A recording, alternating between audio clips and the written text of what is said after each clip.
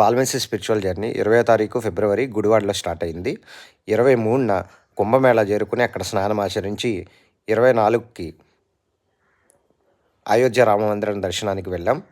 రామమందిరం దర్శనం అయిన తర్వాత ఎదురుగా ఉన్నటువంటి దారిలో రైట్ సైడ్ మనకి శివమందిరం ఉంది. శివమందిరంలో దర్శనం అయిన అనంతరం ఇంకా కొంచెం ముందరకు వెళ్ళినచో అక్కడ బిర్లా మందిరం, ఇది కూడా సీతారాముని మందిరమేనండి. చాలా అద్భుతంగా ఉంది.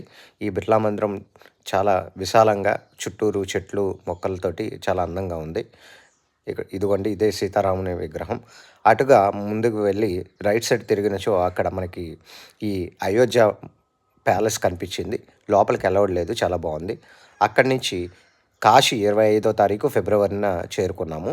ముందుగా మణికర్ణికా ఘాట్కి వెళ్ళి అక్కడ స్నానం ఆచరించి అక్కడే ఉన్నటువంటి శివాలయంలో దర్శనం చేసుకుని కాశీ విశ్వనాథుని దర్శనం అనంతరం మేము గయా చేరుకున్నామండి.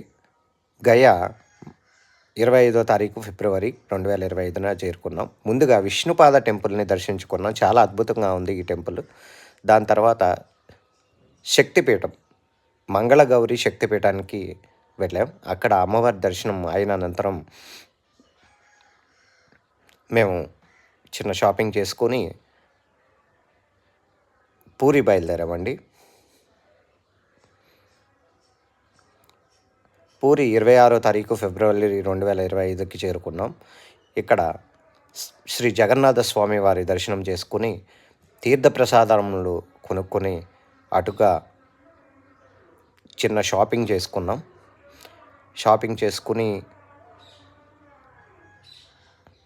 కోనార్క్ టెంపుల్ వెళ్దాం అనుకున్నామండి. కానీ అక్కడ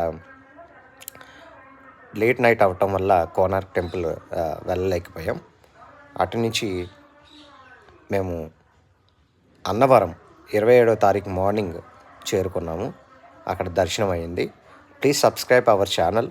ఇట్లాంటి స్పిరిచువల్ జర్నీస్ కోసం మీరు తప్పకుండా సబ్స్క్రైబ్ అవ్వండి. ఈ వీడియో నచ్చితే కామెంట్ చేయండి.